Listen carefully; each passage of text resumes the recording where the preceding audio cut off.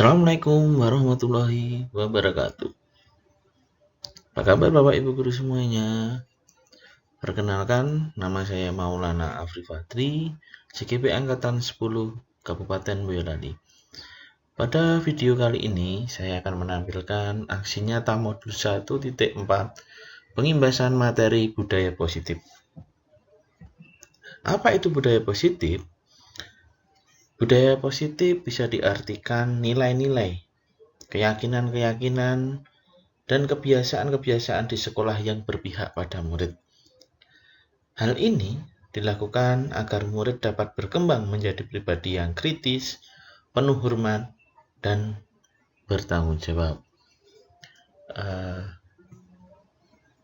Silahkan simak video pengimbasan budaya positif di SDN Negeri 1 Kayan. Assalamualaikum warahmatullahi wabarakatuh. Yang terhormat Bapak Kepala Sekolah SD Negeri 1 Kayan, yang terhormat Bapak Ibu Guru SD Negeri 1 Kayan. Sebelum memasuki acara inti, saya akan membacakan susunan acara pada pagi hari. Yang pertama yaitu adalah pembukaan. Yang kedua menyanyikan lagu wajib Indonesia Raya. Yang ketiga yaitu sambutan dari Bapak Kepala Sekolah. Yang keempat acara inti. Yang kelima lain-lain. Yang keenam menyanyikan lagu pada negeri dan yang terakhir adalah penutup. Memasuki acara yang pertama, marilah kita buka acara pagi hari ini dengan bacaan basmalah bersama-sama. Acara selanjutnya yaitu menyanyikan lagu wajib Indonesia Raya. Hadirin dimohon berdiri.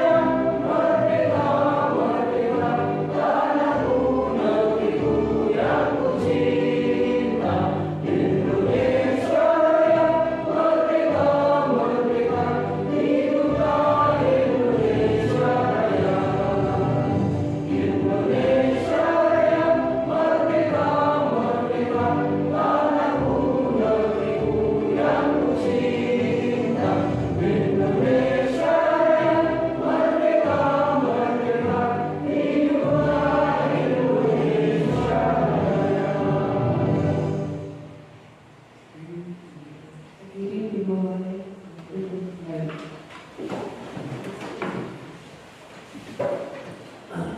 Acara yang keempat yang ketiga yaitu sambutan dari Bapak Kepala Sekolah. Waktu saya silakan. Bismillahirrahmanirrahim. Assalamualaikum warahmatullahi wabarakatuh. Yang kami hormati Bapak Ibu Guru SD Negeri 1 Kayan.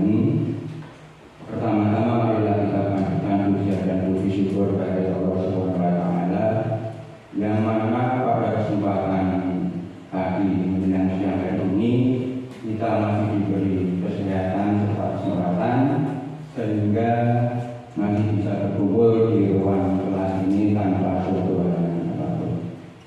Yang selanjutnya kami ucapkan banyak terima kasih kepada Bapak Ibu Guru semuanya yang telah bersedia meluangkan waktunya untuk mengikuti kegiatan pada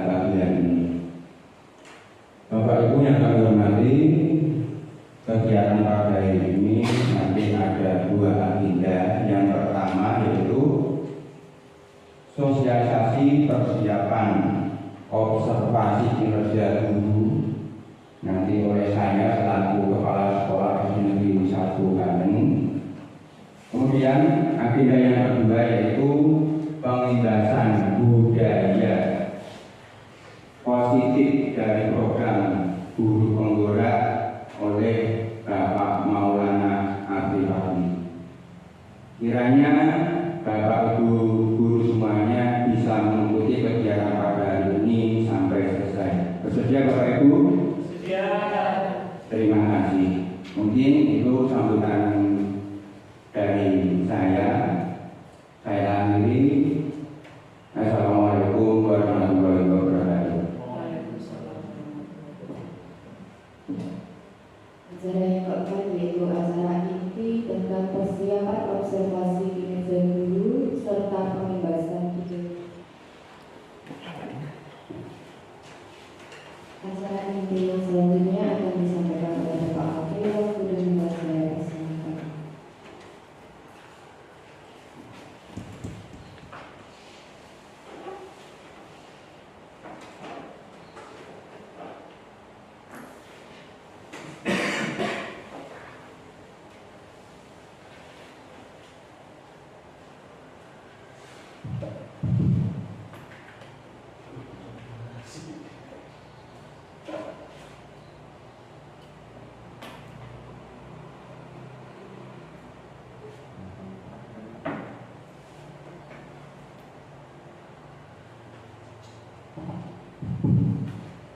Bismillahirrahmanirrahim. Assalamualaikum warahmatullahi wabarakatuh.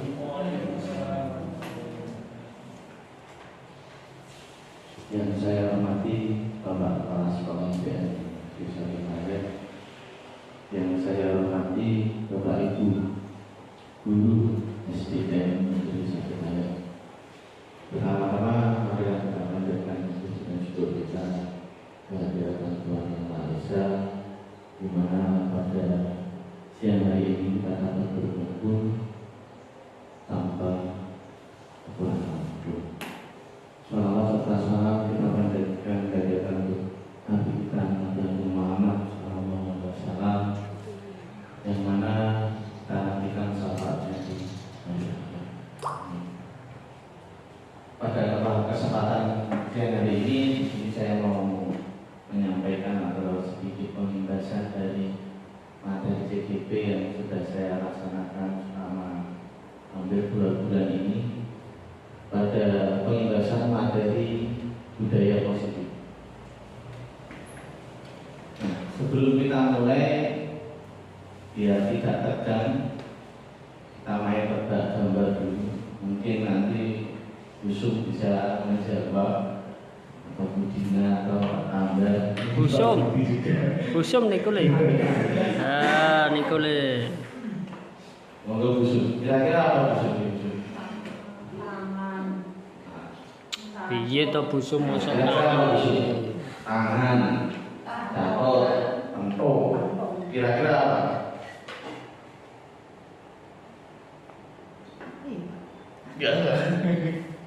Kira-kira apa Pak? Tantangan seru. Apa Pak? Tantangan seru. Bu Juni? Kita tahu. Kita cek. Ini ada tang, ini tangan, ini tanda seru. Tantangan seru. Terima kasih Pak Taura. Selanjutnya, nah ini ibu-ibu ini. Kira-kira apa Pak Dina? Dapot, tong. Potongan. Nama Mbak? Potongan, Harga. Diskon. potongan harga. Nah, ibu-ibu ini apa? Ini potongan harga, diskon. Selanjutnya yang terakhir, Harga pas. kenapa? Harga pas. Nah, tadi habis dapat potongan, sekarang harga pas. Terima kasih Bapak Ibu semua. Tepuk tangan dulu.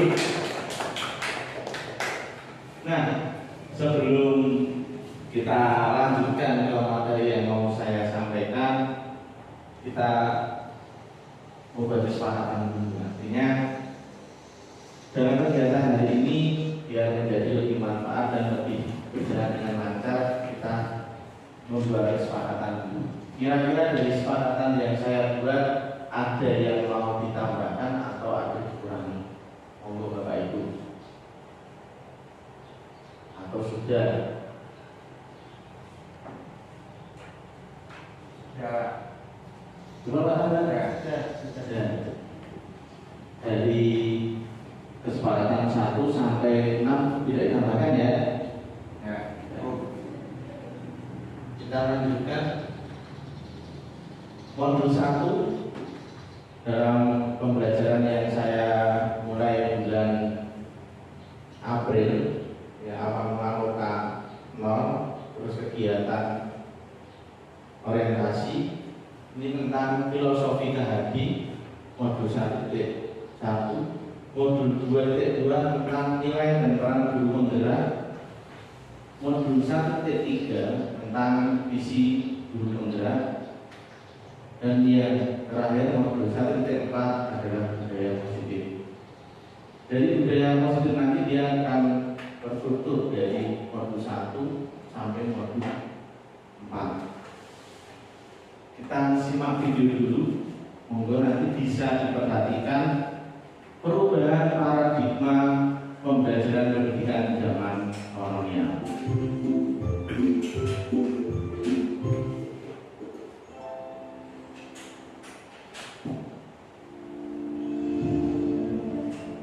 Salam dan bahagia, Bapak Ibu calon guru penggerak. Video ini akan menggambarkan tentang pendidikan zaman kolonial, sekaligus menjadi pengantar bagi Anda untuk berefleksi kembali perjalanan pendidikan Indonesia dari zaman kolonial hingga saat ini.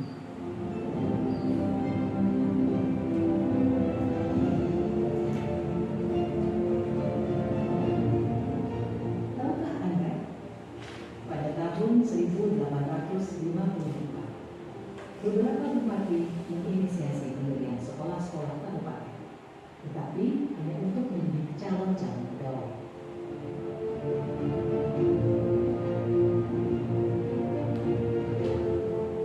Kemudian tahun yang sama, lahirlah sekolah-sekolah Budi Putra yang hanya mempunyai 3 kelas.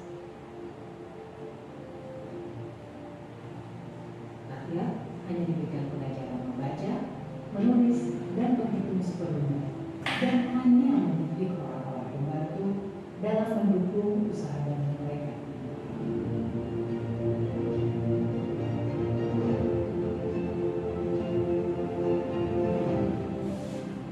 Pemerintah Hindia Belanda memberikan kelonggaran kepada para calon murid dokter Jawa untuk mendapatkan pendidikan dan pengajaran. Namun, tahukah Anda mengapa?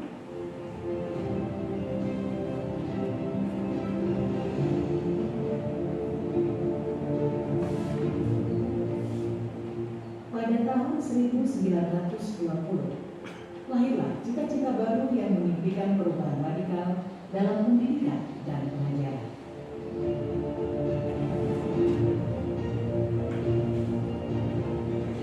Pada tahun 1922, lahirlah Taman Siswa di Yogyakarta sebagai sebuah gerbang emas kemerdekaan dan kebebasan kebudayaan bangsa. Taman Siswa ada sebagai jiwa rakyat untuk merdeka dan bebas.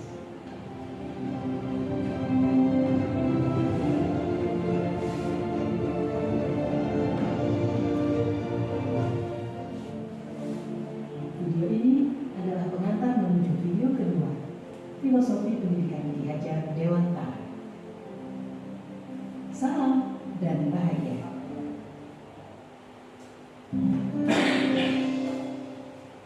Terima kasih Bapak Ibu yang telah menyaksikan.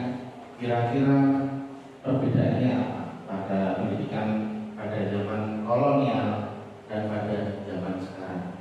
Satu kata aja, mungkin busuk, satu kata aja.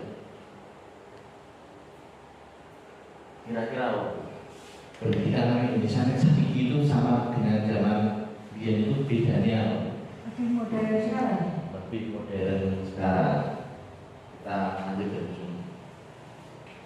sistem pendidikan pada zaman kolonial. Pada zaman kolonial, untuk mengenyang pendidikan sangat susah karena masih sedikit sekolah pada tiap kabupaten. Itu pada zaman dahulu seperti di video tadi, tidak semua kabupaten mempunyai sekolah. Tujuan pendidikan hanya untuk menjadi pegawai dari para bangsawan atau penguasa. Berarti selain itu dia tidak dapat mengikuti persekolahan atau tidak boleh sekolah. Materi yang diajarkan hanya sebatas membaca, menulis, dan menghitung sesuai dengan kompetensi pegawai pada saat itu. Yang terakhir, sistem pendidikannya lebih banyak memerintah dan menghukum. Itu pada masa zaman kolonial. Makanya kalau kita lihat tadi, murid-murid jadi rapi, di dalam kelas rapi, mungkin beda dengan sekarang. Jika ada murid, selanjutnya filosofi Ki Hajar Dewantara. Nah, Ki Hajar Dewantara yang bernama asli Raden Mas Soewadi Surjaningrat adalah seorang pelopor pendidikan kaum pribumi pada zaman kolonial. Dedikasinya untuk pendidikan sangat berarti hingga pemikirannya menginspirasi lahirnya Merdeka Belajar saat ini. Beliau disebut sebagai Bapak Pendidikan Indonesia. Mungkin ada Bapak Ibu guru yang masih ingat semboyan dari Ki Hajar Dewantara? Pak Tambah mungkin Pak. Engarso Engarso Mangarso Buri Handayani. Terima kasih Pak Tambah. Nah, Engarso Tulodo ing Madya Mangarso Buri Handayani itu mempunyai arti. Yang pertama, Engarso Tulodo yang di depan memberikan contoh Bapak Ibu semuanya. Terus Madya Mangarso yang di tengah itu memberikan ide dan gagasan. Dan Tutpuri Handayani yang di belakang memberikan dukungan, memberikan dorongan motivasi agar tercapainya dari depan, tengah, dan belakang. Yang bertujuan kepada siapa? Bertujuan kepada siswa.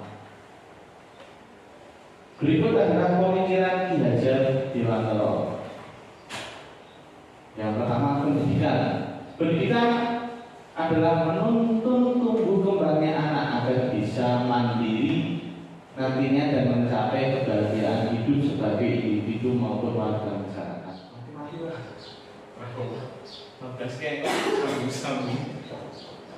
Dalam pembelajaran ini kita harus bisa mewadahi anak-anak tersebut dari keunikan atau keistimewaan mereka agar di kemudian hari kehidupannya menjadi bahagia dan layak. Selanjutnya adalah kodrat alam. Dalam mendidik anak, Tuhan sudah menyiapkan kebutuhannya. Maka berilah potensi sekitarnya untuk dimaksimalkan sebagai bahan pembelajaran. Anak di pesisir pantai dan pegunungan berbeda cara pembelajarannya. Jadi Bapak Ibu guru semua, dalam memberikan pembelajaran kita tentunya harus melihat kodrat alam kita, lingkungan alam sekitarnya. Jadi mereka dapat berkembang sesuai dengan lingkungan mereka hidup.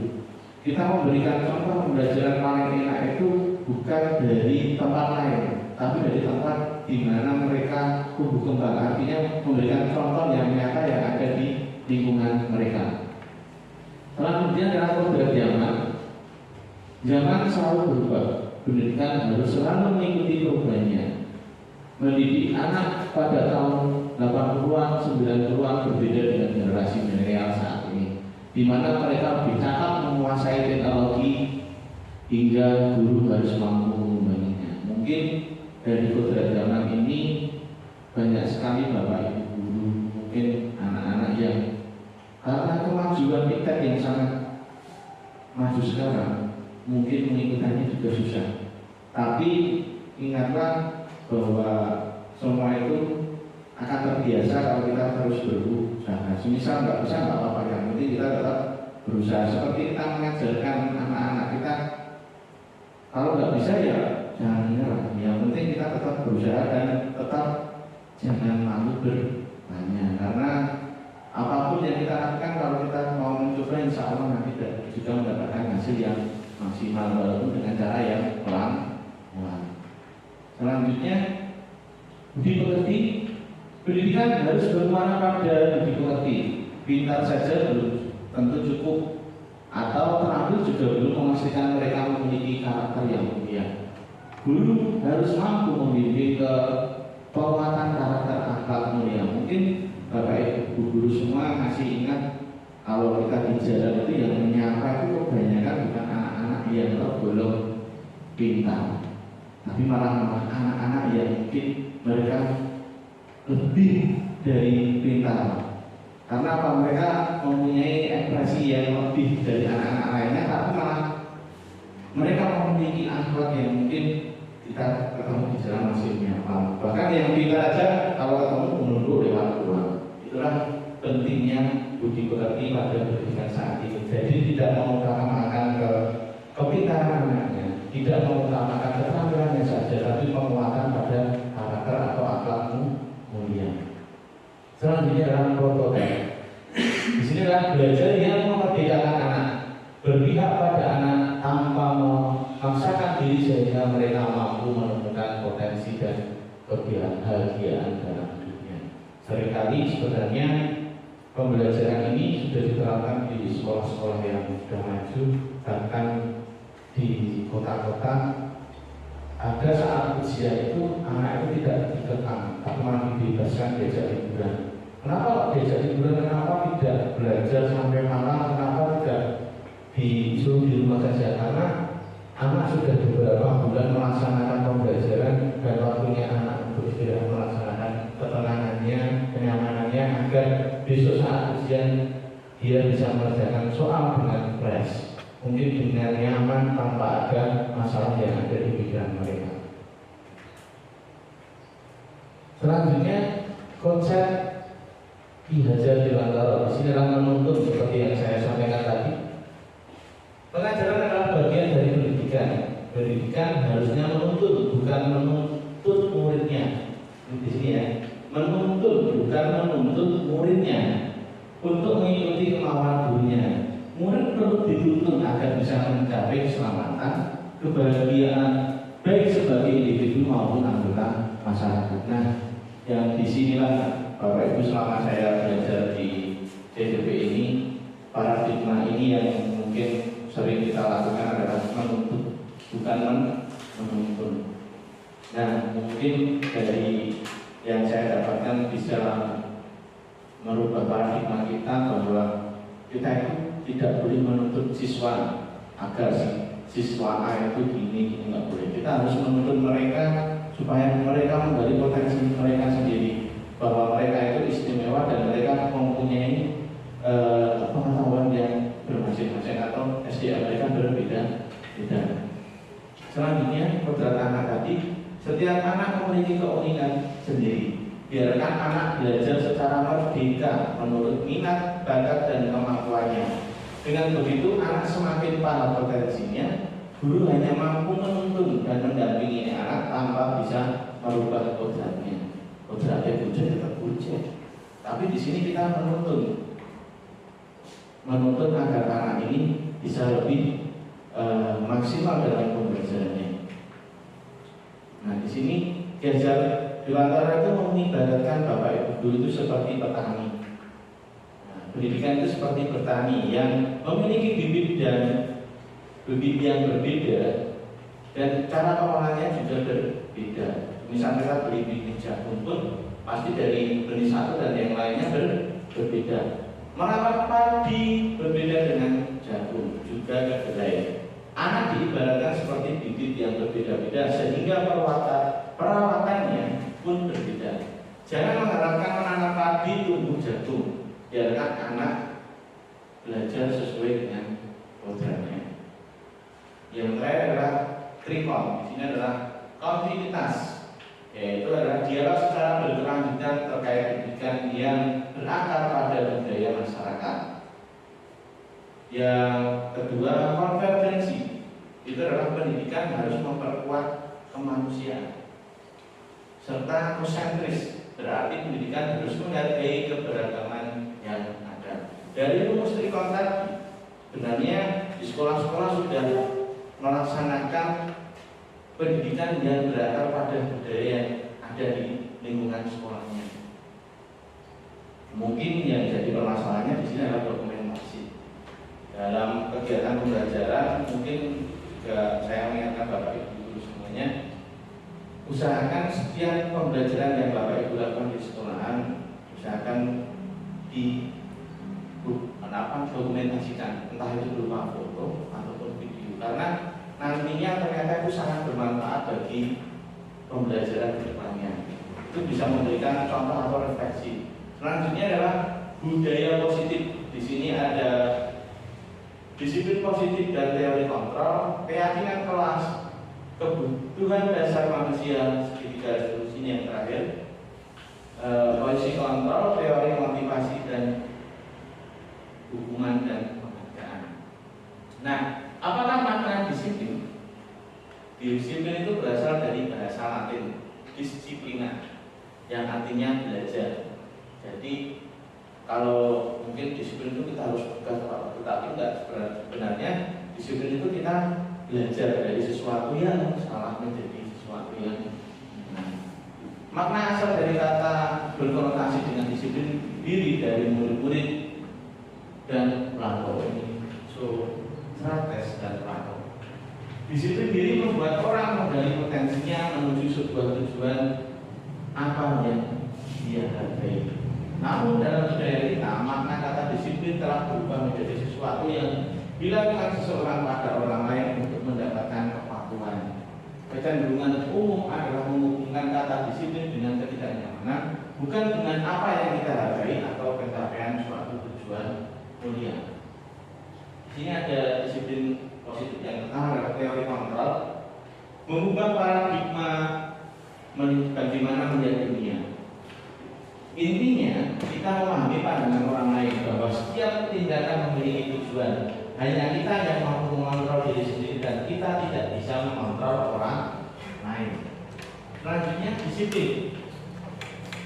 Sebagai pendidik, tujuan kita adalah menciptakan disiplin positif sehingga mereka bisa berperilaku dengan mengacu pada nilai-nilai kebijakan universal dan memiliki motivasi intrinsik bukan ekstrinsik dari dalam bukan dari luar. Nah, nanti saya jelaskan juga tentang kebijakan universal.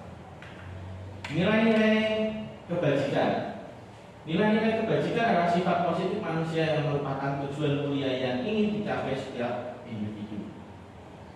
Seperti yang telah dikemukakan Dr. William Glasser pada teori kontrol, menyatakan bahwa setiap perbuatan memiliki tujuan dan selanjutnya Diane Gosen mengemukakan bahwa dengan mengaitkan nilai-nilai kebajikan yang diyakini seseorang, maka motivasi intrinsiknya akan terbangun sehingga menggerakkan motivasi dalam bentuk dapat untuk mencapai tujuan mulia yang diinginkan.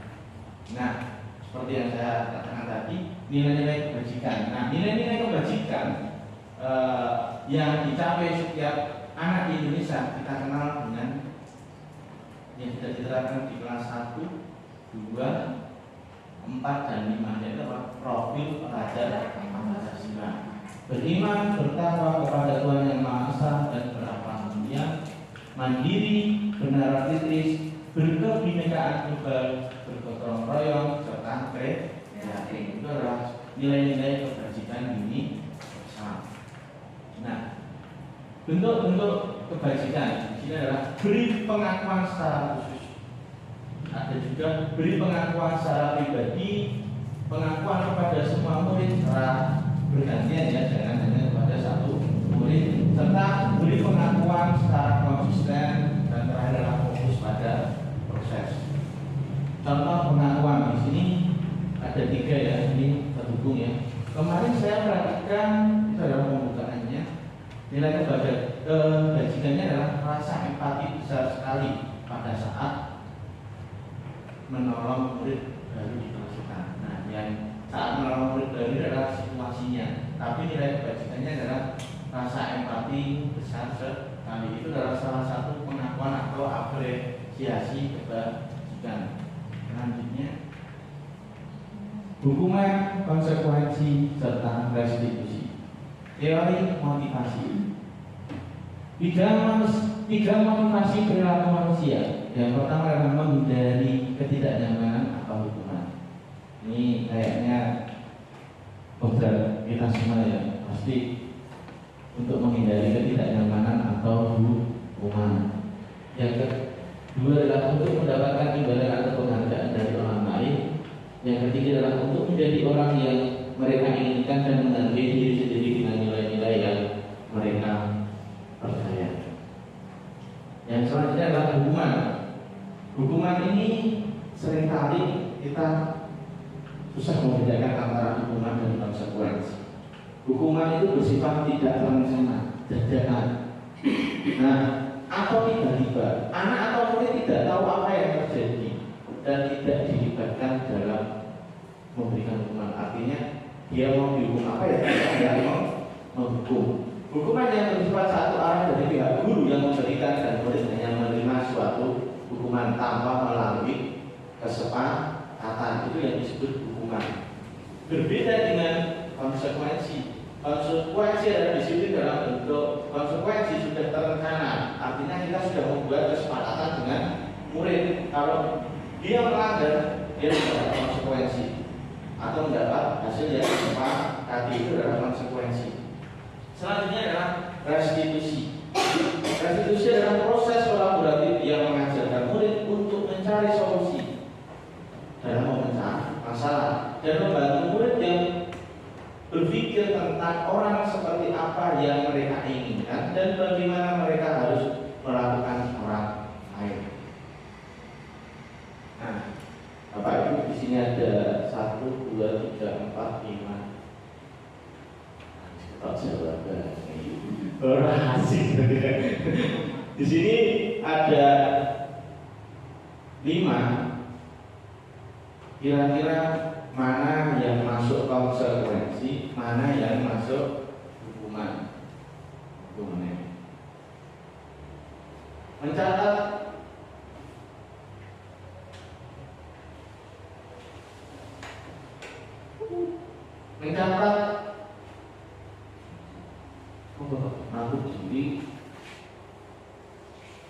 mencatat 100 kali di dalam buku kalimat. Itu kira-kira hukuman atau hukuman? Aku duit terus kiri. Selanjutnya, dari ini tadi kita bisa melihat bahwa ada yang masuk hukuman, ada yang masuk konsekuensi. Dan di sini menggantikan kertas tugas teman yang telah dicoret itu adalah konsekuensi. Mungkin kalau mereka melakukan suatu tindakan yang sudah disepakati akan masuk di konsekuensi. Nah, di sini ada perbedaan hukuman dan konsekuensi. Di mana hukuman itu sesuatu yang menyakitkan harus terjadi, sedangkan konsekuensi sesuatu yang harus terjadi karena sudah disepakati. Selanjutnya, membuat anak sakit untuk jangka waktu lama, itu adalah hukuman. Artinya tidak diulangi lagi. Sedangkan konsekuensi membuat anak merasa tidak nyaman dalam jangka waktu pendek.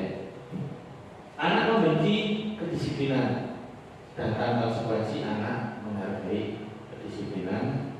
Setelah hukuman itu bersifat paksaan, kalau di konsekuensi adalah stimulus dan tanggapan, memberikan stimulus serta feedback tanggapan kepada peserta didik. Hukuman mendorong anak menyakiti diri sendiri, sedangkan konsekuensi mendorong anak agar mudah menyesuaikan diri. Keyakinan kelas. Mungkin Bapak Ibu dulu tidak asing ya dengan keyakinan kelas, karena salah satu teman kita sudah pernah membuat keyakinan kelas.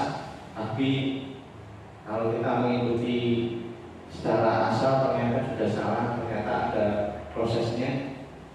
Peraturan dibuat untuk mengendalikan atau menciptakan suasana seperti yang dibuat oleh si pembuat peraturan. Beda dengan keyakinan kelas yang merupakan nilai-nilai positif yang telah disepakati bersama oleh suatu kelas untuk dapat dilaksanakan.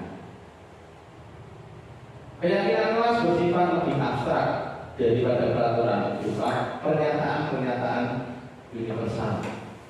Nah, dari yang samping ini, keyakinan kelas ini seperti saling menyayangi dan menerima, mengikuti instruksi guru, melakukan yang terbaik, aktif dalam pembelajaran, dan berkolaborasi dengan kelompok. Dari keyakinan kelas tadi semua bersifat positif ya, tidak ada yang bersifat negatif. Jadi kata-kata positif pada keyakinan kelas akan digunakan. Nah, di sini ada keyakinan kelas dan nilai kebajikan yang dituju. Selalu kembalikan buku ke tempatnya. Dilarang membantu orang lain, hadir di sekolah 5 menit. Kira-kira Bapak Ibu guru bisa mengisi ya? Kira-kira selalu kembalikan buku ke tempatnya. Kira-kira itu adalah kebajikan apa? Kamu nggak kembali? Ngantuk. Kira-kira apa? Oh, besok. Nah, selalu kembalikan buku ke tempatnya adalah tanggung jawab. Dilarang mengganggu orang lain adalah nilainya menghormati orang lain dan seterusnya.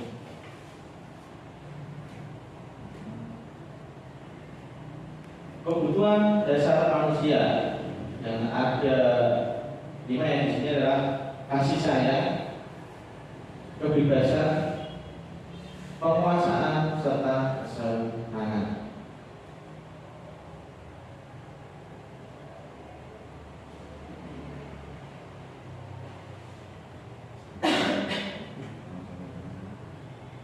Dari bertahan hidup, kasih sayang, penguasaan, kebebasan dan kesenangan. Kebutuhan hidup yang bersifat fisiologis untuk bertahan hidup, misalnya kesehatan, rumah, makanan, itu termasuk kebutuhan dasar manusia. Kasih sayang, kebutuhan akan hubungan dan koreksi sosial, kebutuhan untuk memberikan dan menerima kasih sayang, dan kebutuhan untuk merasa menjadi bagian dari suatu kelompok. Ini tentunya harus kita salurkan kepada peserta didik kita. Penguasaan, kebutuhan ini berhubungan dengan kekuatan untuk mencapai sesuatu, menjadi kompeten, menjadi terampil, diakui atas prestasi dan keterampilan kita, atau didengarkan dan memiliki rasa harga diri. Sedangkan kebebasan, kebutuhan untuk bebas atau bersifat mandiri atau otonomi, memiliki pilihan dan mampu mengendalikan arah hidup seseorang. Dan terakhir adalah kebutuhan kesenangan, kebutuhan untuk mencari kesenangan, bermain dan tertawa. Anak-anak dengan kebutuhan dasar kesenangan yang tinggi biasanya ingin menikmati apa yang mereka ingin lakukan. Mereka juga bisa berkonsentrasi tinggi saat mengerjakan hal yang disenangi. Nah, dari kesenangan ini tadi kita harus juga mengajarkan bahwa dalam pembelajaran kelas kita harus mengenalkan di mana waktu bersenang-senang, di mana mereka waktu serius, dan di mana mereka bisa bebas. Kita harus membagikan sesuai waktunya kapan. Konsep Ki Hajar Dewantara.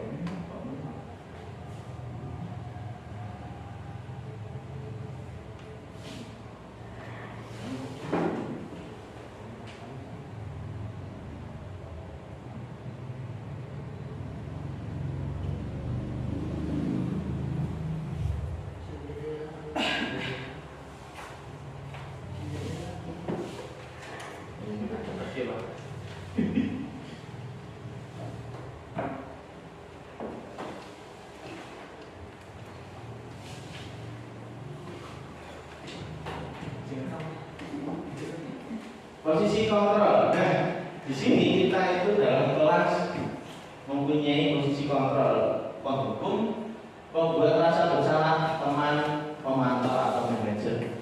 Penghukum, seorang penghukum bisa bisa menggunakan hukuman fisik maupun verbal. Orang yang menjalankan polisi hukum senantiasa mengatakan bahwa sekolah memerlukan sistem atau alat yang dapat menekan murid lebih dalam lagi. Kita harus memilih beberapa posisi kontrol kita. Membuat rasa bersalah.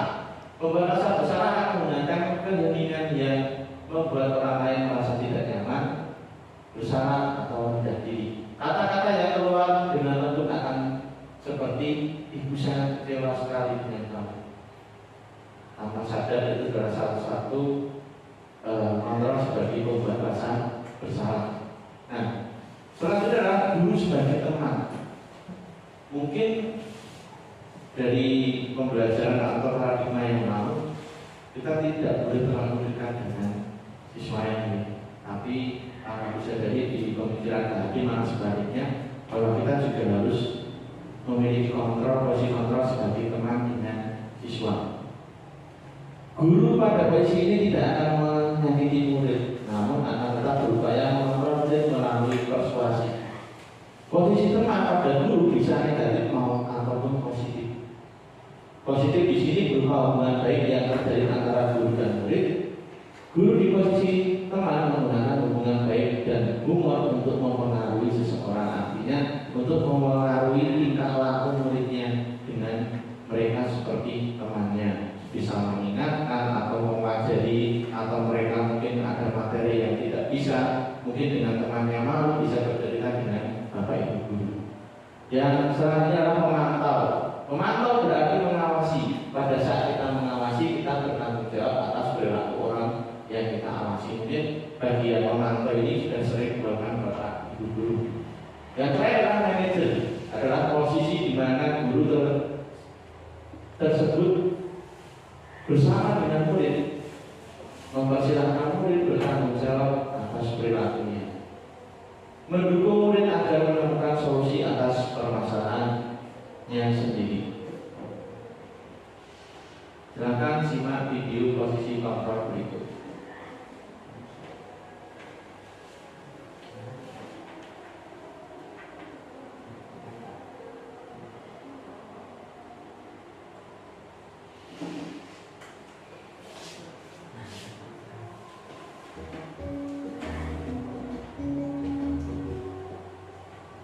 Salam bahagia Ibu dan Bapak Guru hebat.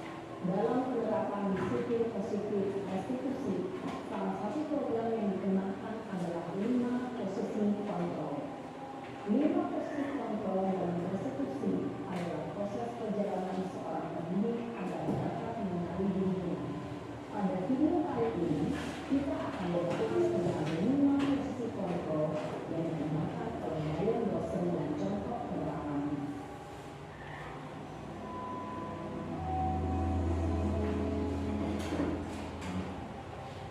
Lima posisi kontrol itu adalah 1. Posisi tertutup. 2. Posisi membuat merasa bersalah. 3. Posisi teman. 4. Posisi pemantau atau monitor. Dan 5. Posisi manajer. Untuk lebih memahami kelima posisi tersebut, mari kita saksikan kasus kemarin yang terlambat hadir 20 menit di sekolah dan melihat bagaimana kelima posisi kontrol dalam menghadapi masalah tersebut.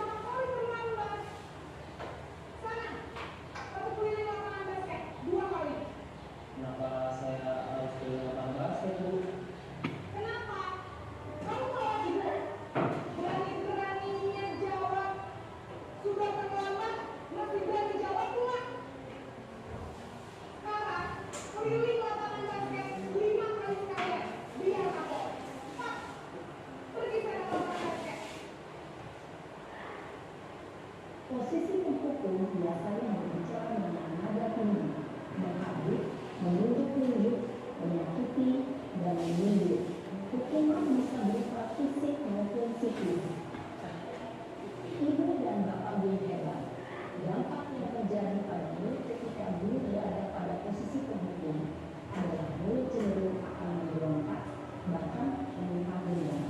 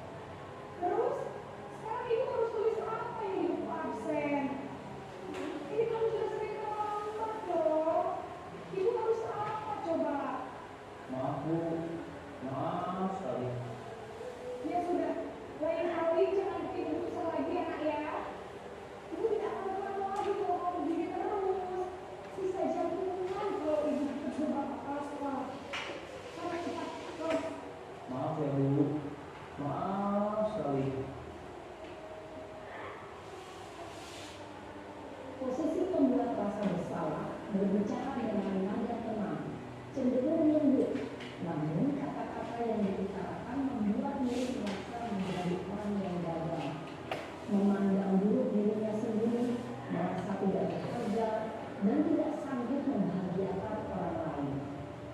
Ketika guru mengambil posisi pembuat rasa bersalah, murid akan menganggap dirinya yang bersalah dan ia akan menyimpan emosi negatif tersebut di dalam dirinya.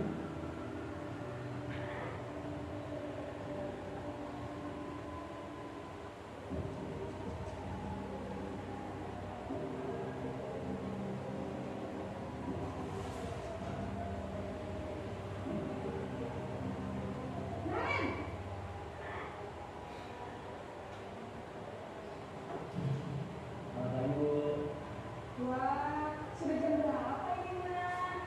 Terlambat lagi ya saya. Iya Bu. Usum.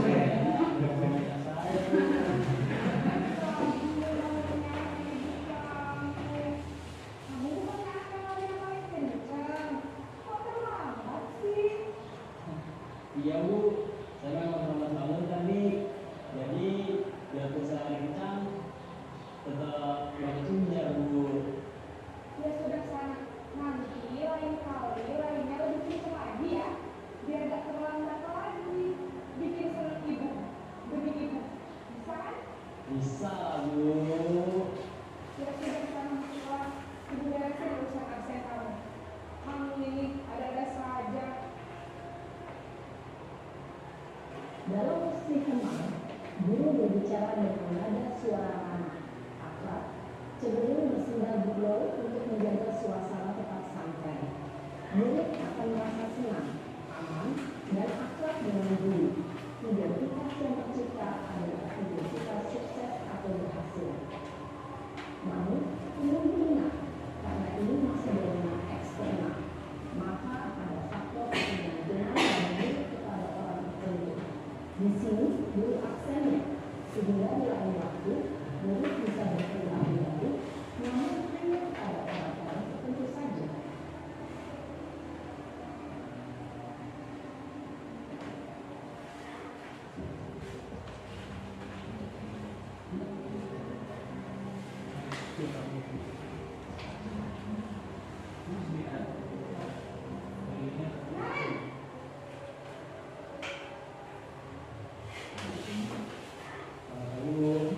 Nah, Ren, apa peraturan sekolah kita tentang jam berapa kita harus Reva versus Pak Maulana.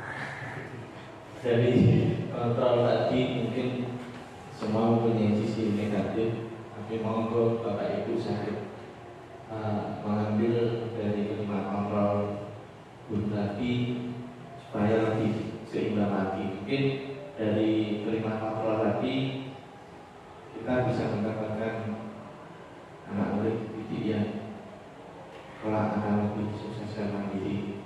Nah, selanjutnya ini adalah restitusi. Apa itu restitusi?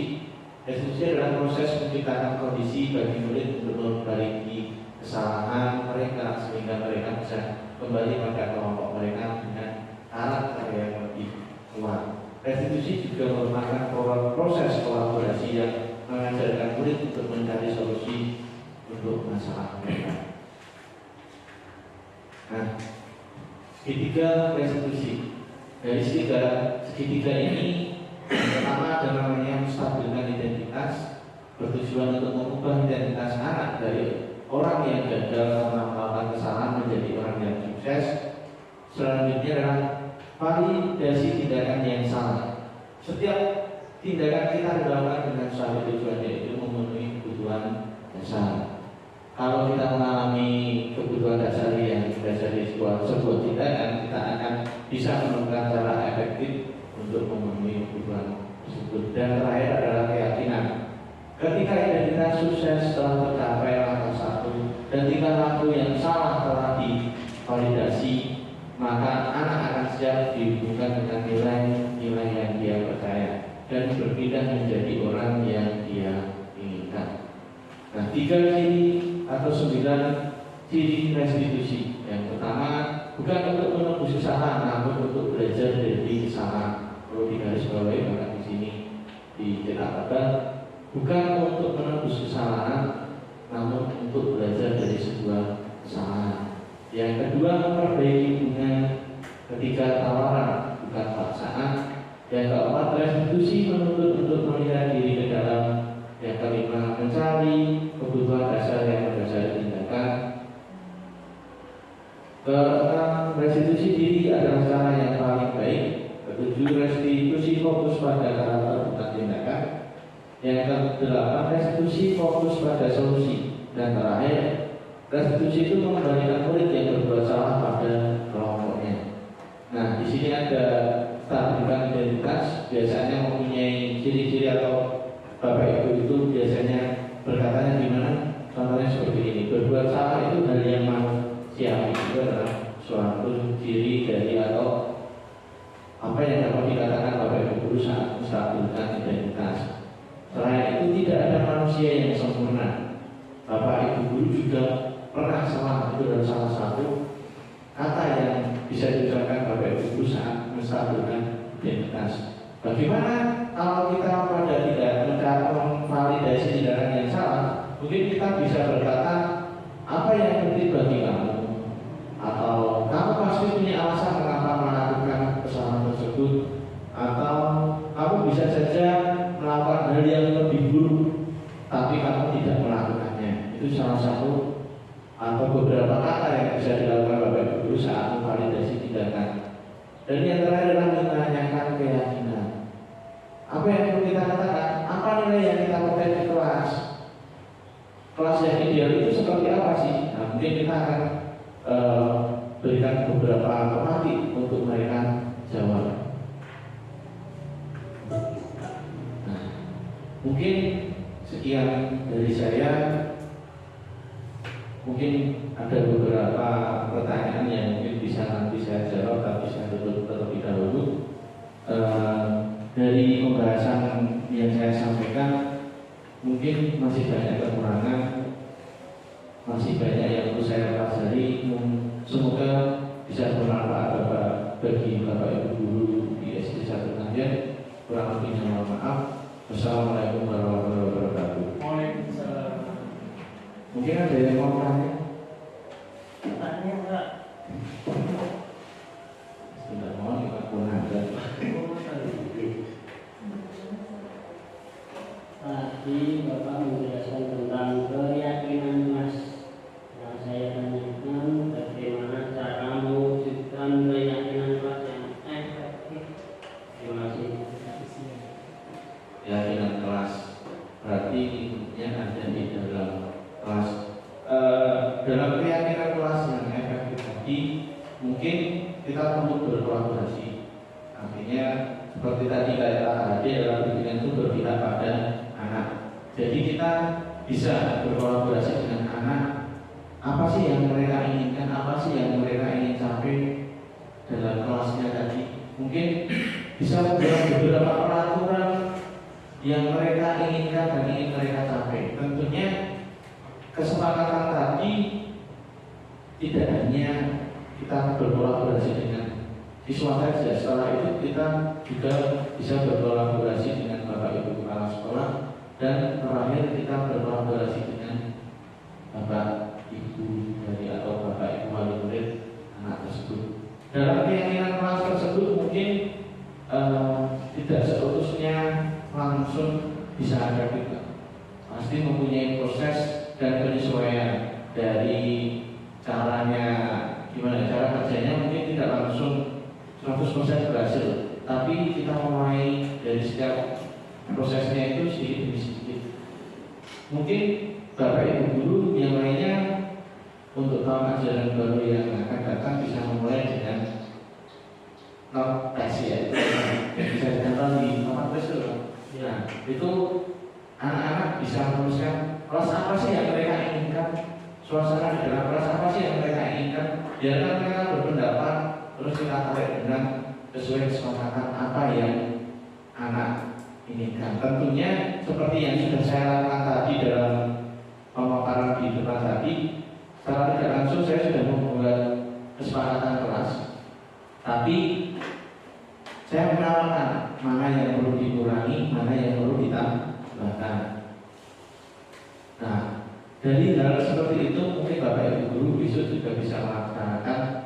Kita pancing atau melatih dengan beberapa keyakinan kelas, dan selanjutnya biarkan anak-anak memberikan pendapatnya, memberikan ide gagasannya tentang kelas yang ingin mereka inginkan. Mungkin begitu Bapak. Ada yang lain? Ada. Ternyata nih. Matur suwun. Wassalamualaikum warahmatullahi wabarakatuh. Waalaikumsalam warahmatullahi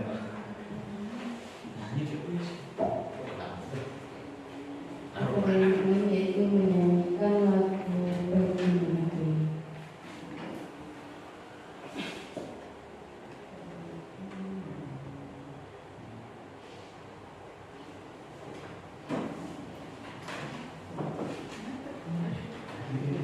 Hadirin dimohon berdiri.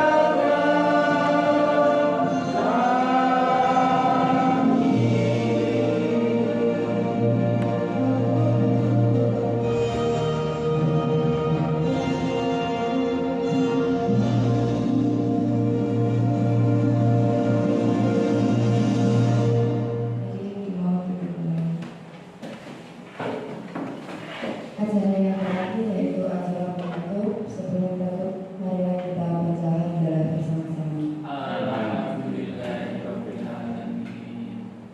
Kurang lebihnya saya mohon maaf. Wassalamualaikum warahmatullahi wabarakatuh. Terima kasih telah menyaksikan pengimbasan budaya positif di SDN Negeri 1 Kayen. Semoga video tersebut bermanfaat. Kurang lebihnya mohon maaf. Wassalamualaikum warahmatullahi wabarakatuh.